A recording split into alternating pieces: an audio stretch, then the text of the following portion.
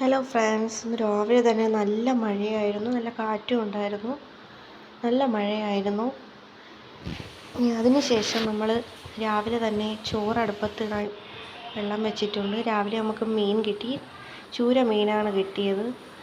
അപ്പോൾ അതിനായിട്ട് അതൊന്ന് റെഡിയാക്കാനായിട്ട് തക്കാളിയും ചെറിയ ഉള്ളി എല്ലാം എടുത്ത് റെഡിയാക്കുകയായിരുന്നു. രാവിലെ തന്നെ ഇതൊക്കെ റെഡിയാക്കി വെച്ചാൽ പകുതി ജോലി കഴിഞ്ഞു. കുറച്ച് മീനെടുത്ത് വറുക്കുകയും കുറച്ചെടുത്ത് കറി വയ്ക്കുകയും ചെയ്തു. രാവിലെ ബ്രേക്ക്ഫാസ്റ്റിന് പുട്ടായിരുന്നു, അതും ഇതിനിടയിൽ റെഡിയാക്കി. അതിൻ്റെ കൂടെ ഒരു മുട്ടയും കൂടെ പൊരിച്ചെടുത്തു.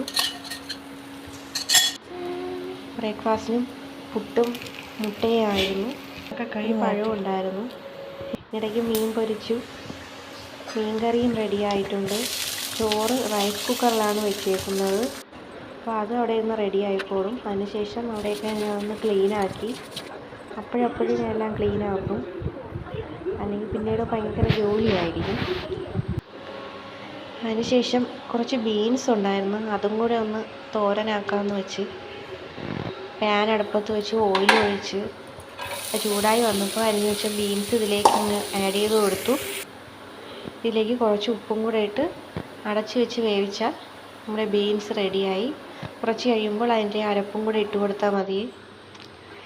പിന്നെ വൈകിട്ട് ചായ ഇടണം.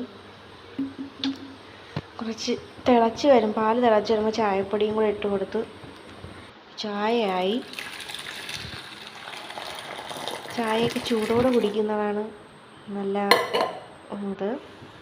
അതിനുശേഷം കൃഷിയിടത്തിലേക്ക് പോയപ്പം മുളകെല്ലാം പാകമായി നിൽക്കുകയായിരുന്നു. അപ്പോൾ അതെല്ലാം എടുത്തു.